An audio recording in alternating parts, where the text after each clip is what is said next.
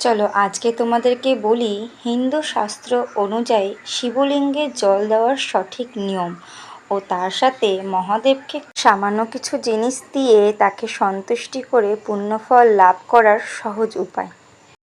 Hello বন্ধুরা, তোমরা সবাই কেমন আছো? আশা করি সবাই খুব ভালো আছো। মিস্টার অ্যান্ড মিসেস লাইফস্টাইল চ্যানেলে তোমাদের সবাইকে জানাই স্বাগত। আর আমার ভিডিও দেখার জন্য এবং অপেক্ষা করার জন্য অসংখ্য ধন্যবাদ। দেবাদিদেব মহাদেবের সবথেকে প্রিয় মাস হলো শ্রাবণ মাস। এই সময় তারা বিবাহ বন্ধনে আবদ্ধ হয়েছিলেন।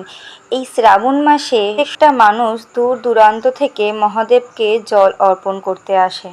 সারা বছর বাড়িতে যারা শিব পূজা করেন তার থেকেও বেশি ফলপ্রদ হয় এই শ্রাবণ মাসে যদি কেউ সন্তুষ্টি করতে পারে শিব দেবতাকে।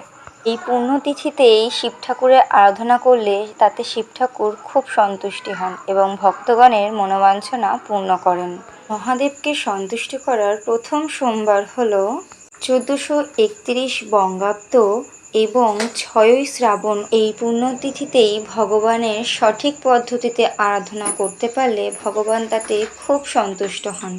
এই পুণ্যতিথি সারাদিন যাবতই রয়েছে, আপনারা চাইলে সারাদিনই জল ঢালতে পারেন, তবে কিছু বিশেষ সময় রয়েছে যেই সময় জল ঢাললে মহাদেব খুব খুশি হন।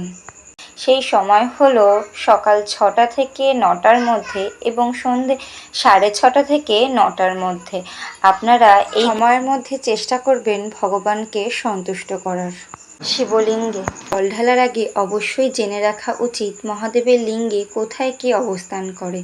ডান হস্তে গণেশ দেবতা এবং বাম হস্তে কার্তিক দেবতা ও মাঝে যে ওটা ফাঁকা থাকে যেখান থেকে জলটা প্রবাহিত হয়ে নিচে পড়ে সেইখানে বলা হয় অশোক সুন্দরের বসবাস করা হয়েছে। আর ভগবানের লিঙ্গের চারিদিকে মাতা পার্বতীর অবস্থান। তাই সবার প্রথম শিবলিঙ্গে কিন্তু জল ঢালবেন না, আগে তার সন্তান, সন্তনী এবং স্ত্রী, তারপরে মহাদেব। অর্থাৎ প্রথমে গণেশ দেবকে জল অর্পণ করবেন, তারপরে কার্তিক দেবকে এবং অশোক সুন্দরীকে ও পরে মাতা পার্বতীকে ও শত লাস্ট শিবলিঙ্গে। এইভাবে যদি জল আপনারা অর্পণ করতে পারেন মহাদেব সবথেকে বেশি সন্তুষ্ট হন। আর শিবলিঙ্গে জল প্রদান করার সময় অবশ্যই ওম নমঃ শিবায় বলে জল প্রদান করবেন।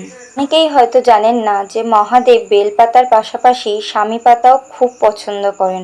সহস্র বেলপাতার বদলে আপনি যদি এই একটা স্বামী পাতা দিয়ে ভগবানকে পুজো অর্চনা করেন তাহলে তিনি সব থেকে বেশি সন্তুষ্টি লাভ করেন। এবং কেশর চন্দন ভগবানের অন্যতম আর এক প্রিয় জিনিস। এই কেশর চন্দন সহযোগেও আপনারা ফুল, বেলপাতা সব কিছু তাকে অর্পণ করতে পারেন। যদি আপনাদের কাছে এই চন্দন না থাকে তাহলে অবশ্যই আপনারা সাদা চন্দনটা ইউজ করতে পারেন। প্রত্যেকের ঘরেই দেখা যায় কিছু না কিছু রোগ নিয়ে মানুষ ভুক্তভোগী। তো যেই মহাদেব বিষ পান করে আমাদেরকে অমৃত প্রদান করেছিলেন তার কাছে দুব্য দিয়ে যদি পূজা অর্চনা করা যায় তিনি আমাদের রোগও নাশ করে দেন। মহাদেবকে পিতল অথবা তামার ঘট দিয়ে অবশ্যই জল প্রদান করবেন। মহাদেবকে কেউ ভুলেও কিন্তু তুলসী পাতা অর্পণ করবেন না, এতে কিন্তু ভগবান খুব রুষ্ট হন। শিবলিঙ্গে ধান দেওয়ার পাশাপাশি অবশ্যই অখণ্ড আতপ চাল তাকে অর্পণ করবেন। এতে নাকি মহাদেব খুব প্রসন্ন হন এবং ঘরে সুখ সমৃদ্ধি বজায় রাখেন। ভগবান শিবকে অবশ্যই কালো তিল জলের মধ্যে দিয়ে অর্পণ করবেন, এতে আপনার ঘরে এবং আপনার ওপর কুদৃষ্টি নাশ হয়। আর শতশেষে বলি, একটা লেবুর চোকলার মধ্যে একটু কর্পূর সহযোগে অবশ্যই মহাদেবের কাছে আরতি করবেন। আমার জানা সমস্ত তথ্য আপনাদের সাথে শেয়ার করলাম। যদি ভালো লাগে লাইক, শেয়ার, সাবস্ক্রাইব, কমেন্ট অবশ্যই করবেন। তবে আজ আসি, দেখা হচ্ছে পরের ভিডিওয়ে। বাই।